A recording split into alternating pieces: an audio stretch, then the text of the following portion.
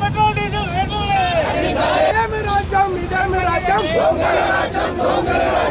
Diesel petrol రేట్లు వెంటనే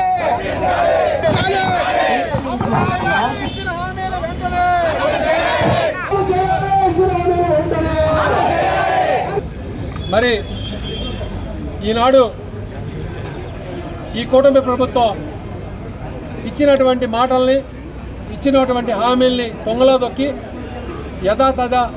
యథారాజాలాగా ఆయన నిజమైనటువంటి నైజాన్ని మరొకసారి ఈ ఆంధ్ర రాష్ట్ర ప్రజలందరికీ కూడా తేటతెల్లలేదయ్యేటట్టు ఆయన ప్రదర్శించినటువంటి తీరు.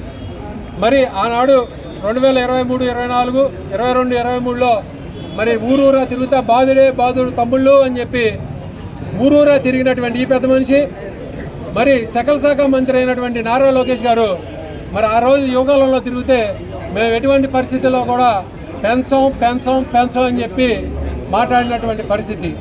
మేము అధికారంలోకి వస్తే పెట్రోల్ డీజిల్ ధరలు తగ్గిస్తాం అని చెప్పినటువంటి ఈ సకల శాఖ మంత్రి లోకేష్ గారు ఎక్కడ నిద్రపోతున్నాడని అడుగుతూ ఉన్నాం, ఏం చేస్తున్నారని అడుగుతూ ఉన్నాం.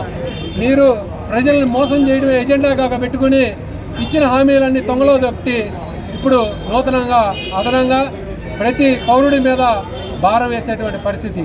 మీరు ఆ రోజున ఏం చెప్పారు? పక్క రాష్ట్రంలో మన రాష్ట్రానికి పక్క రాష్ట్రానికి సుమారు ₹3 వ్యత్యాసం ఉంది.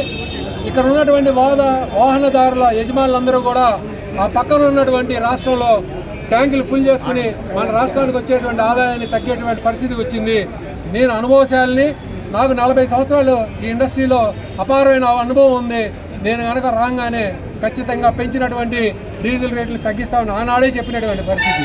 మరి ఈనాడు మన రాష్ట్రంలో ₹113.60 చిల్లర పైసలకు దాకా ఉంటే మరి పక్క రాష్ట్రానికి మన రాష్ట్రానికి ఇవాళ కూడా ఆ ₹3 వ్యత్యాసం ఉన్నటువంటి పరిస్థితి.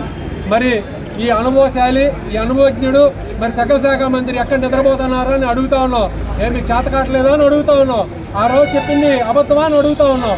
మీరు ఆ రోజు చెప్పింది మోసం అయితే, చెప్పింది అబద్ధం అయితే మీరు ప్రజల ముందుకు వచ్చి మీ అందరికీ అబద్ధాలు చెప్పి మోసం చేసాం, తప్పు అయిపోయింది, ఇంకొకసారి ఎప్పుడు మాట్లాడమని చెప్పి క్షమాపణ కోరుకోండి. ఒకవేళ నిజమే అయితే పెంచినటువంటి డీజిల్ రేట్లు వెంటనే తగ్గించండి. ఏది నిజమని అడుగుతా ఉన్నాం.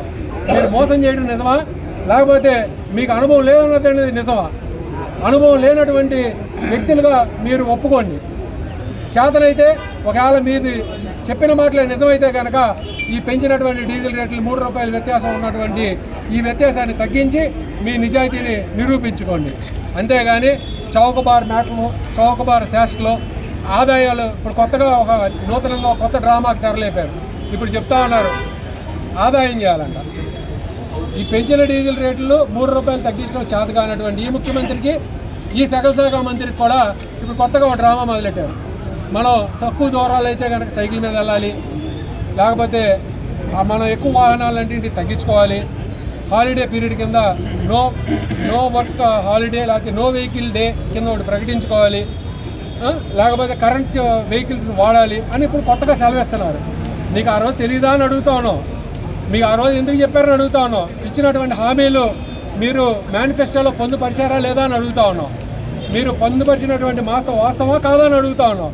మీకు దమ్ముంటే మేము అడిగినటువంటి ప్రశ్నలకి సమాధానాలు చెప్పి మీరు నిజాయితీ నిరూపించుకోవాలి. అంతేగాని మేమేదో అడిగితే మీరేదో మాట్లాడి అవాకులు చవాకులు పేలి మీరేదో సబ్జెక్ట్ని డీవియేట్ అయ్యి మేము అడిగినటువంటి కిందగా అడుగుతున్నాం.